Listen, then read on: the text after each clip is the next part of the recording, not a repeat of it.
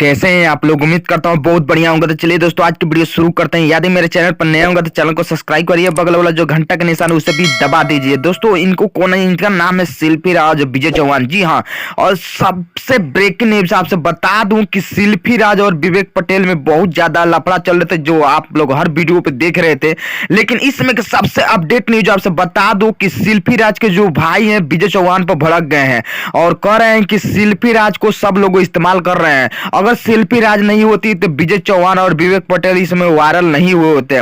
और आपसे बता दूं कि शिल्पी राज को जो भाई हैं बता रहे हैं कि जो मेरी बहन सिस्टर है वो बहुत ज्यादा दुख में रहती है, इसलिए कि सारे लोग इनको मजाक बनाकर रख दिए हैं।